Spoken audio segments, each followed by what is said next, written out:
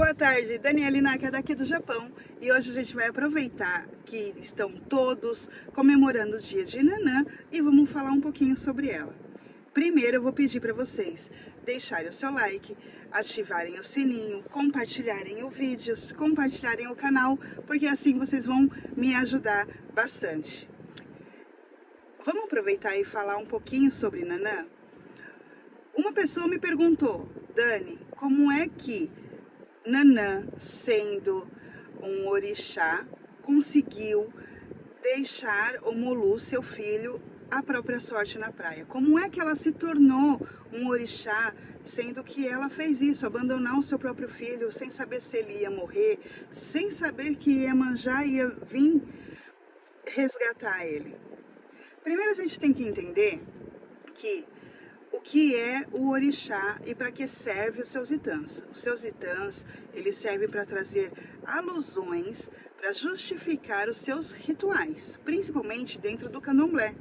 E a Umbanda, com o tempo, ela começou a puxar esses itãs para dentro da Umbanda, para dentro do nosso culto. Então, a gente precisa, para a gente poder entender um orixá, a gente precisa estudar o orixá conforme a sua raiz, ou seja, em histórias de candomblé, em histórias de Ifá.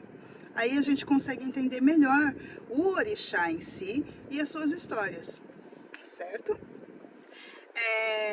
Nanã, a princípio, ela não era um orixá, ela era um vodum, ela era cultuada em um outro culto que não a tinha como orixá. Hoje, no Brasil, quem cultua os voduns são o pessoal do Jeje. Lá eles cultuam Nanã da forma correta, acredito eu, certo? Por quê? Com o tempo, Nanã ela foi trazida para o povo Yorubá, porque como eram cidades próximas, que era de Daomé, Nanã vem de Daomé, e fica próxima a Yorubalândia, que é a região de Nigéria, Benin, Togo. Ali nessa região que é cultuado o orixá, com o passar do tempo, Nanã foi trazida para dentro do culto. Uma outra questão que eu estudei, que eu aprendi, é que Nanã, lá no povo Yorubá, existem algumas famílias que cultuam Nanã e cada família cultua de uma forma diferente. Uma dessas famílias cultua Nanã como orixá masculino e não feminino. Numa outra cultura, cultua Nanã como orixá feminino. E numa terceira cultura, a terceira família cultua Nanã e Omolu como se fossem o mesmo orixá. Diz que Omolu, de pronunciar Omolu ou Chaponã, que vocês conhecem também, atrai a parte ruim do orixá e atrai a doença. Então, para não poder, para não falar Omolu ou Chapanã, que estaria trazendo a doença, eles apelidaram esse orixá, esse vodum, que Omolu também é um vodum, como Nanã, Nanã-Burucu, tá certo? Para a gente entender o Itã, a gente tem que entender o que ele quer dizer. Tem alguns Itãs sobre Nanã que fala que Nanã é um orixá muito importante, pelo fato de estar presente na criação do nosso planeta. Quando Olodumare separou a água para criar a terra firme, ali fez-se a lama e ali nasceu Nanã. Tem um outro Itã também que diz que quando Olodumare pediu para Oxalá fazer nós seres humanos, Oxalá ele tentou fazer a gente de várias formas, de água, de vinho, de madeira, de pedra, e nada disso deu certo. Nanã, vendo isso, Nanã ela pegou e ofereceu a sua argila para fazer o nosso corpo. E assim nós fomos criados. Diz também que Nanã, ela é um orixá da época dos homens das cavernas, que ela seria um orixá anterior a Ogum, porque a Era do Ferro ela veio bem depois. Então, em seu culto não se usa coisas de metal, nem faca, nem colher, nem garfo, nada que tenha metal é feito as coisas de Nanã. Tudo tem que ser feito na madeira. É por isso que também tem um Itan que diz que Nanã e Ogum, em um certo momento, brigaram e o Ogum, muito bravo que não conseguia passar pelo seu pântano, jogou várias espadas dentro de seu pântano e impedindo que Nanã também entrasse.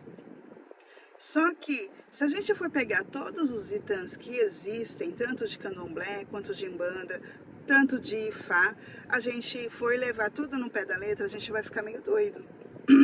Os Itãs, eles servem, as lendas, elas servem apenas para justificar os seus rituais, para poder ensinar. Até porque o culto ao orixá, ao culto aos voduns, ao culto aos inquises, foram cultos que não existia escrita, foi tudo ensinado de pai para filho, ou seja, o mais velho sempre ensinando os mais novos. Da mesma forma que no Brasil existem as lendas de Curupira, a Iara, né, o Boto Rosa. Então, essas lendas, elas servem para poder manter sempre o culto. E com o passar do tempo, muita coisa se perdeu. E também com o passar do tempo, muita coisa se criou no meio desse caminho. Por exemplo, nós costumamos oferecer pipoca para Omolu e também para Nanã. Vocês sabiam que a pipoca, ela não é do culto africano? Vocês sabiam que a pipoca ela foi descoberta na região da América ou também no México? Ela não vem da África. A pipoca ela foi feita através dos índios americanos. Ali que nasceu a pipoca. E por que que, se não existia pipoca em terra iorubá, porque nós oferecemos a pipoca para Omolu e para Nanã?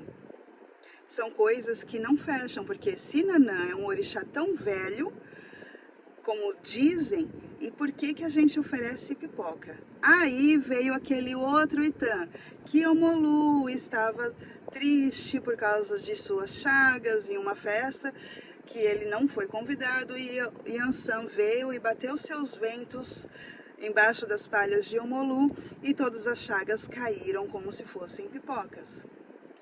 Cada Itã, ele tem um porquê que estão falando para justificar o seu ritual e para incrementar um pouquinho o culto. Então, assim, há sim Itãs que nós podemos acreditar e há Itãs que é somente para justificar o ritual dentro da religião. Isso não quer dizer que seja bom ou ruim, isso quer dizer que não temos que nos apegar às lendas que são faladas, nós temos que buscar um porquê, buscar a sua fonte, tá bom? Nanã é um orixá muito importante. O Nanã é um orixá que tem as chaves entre a vida e a morte. É ela que traz o esquecimento de vidas passadas. É ela quem traz a renovação para a vida da gente. Quando algo termina, algo tem que começar de novo. Ela é a senhora dos eguns. Ela é uma senhora muito importante para o nosso culto. O que basta é a gente entender o que cada Itã, o que cada lenda quer representar e o porquê daquilo e buscar em sua fonte. A sua fonte é onde? Dentro do culto iorubano, dentro do Ifá, dentro do Candomblé. A Umbanda, ela não tem como explicar essas coisas. Nós temos que buscar o porquê, tá bom? Eu espero que vocês tenham gostado do vídeo de hoje. Eu espero que vocês tenham entendido o vídeo de hoje. Eu sei que eu me perdi um pouquinho no meio, mas tá tudo tranquilo, tá bom? Deixa seu like, curta, compartilha esse vídeo, me ajuda. a poder propagar esses ensinamentos que eu tenho passado para vocês. Espero que vocês tenham uma ótima semana, que Nanã ilumine o caminho de vocês, que Nanã esteja sempre presente na vida de vocês, tá bom? Meu saravá para todos e até mais.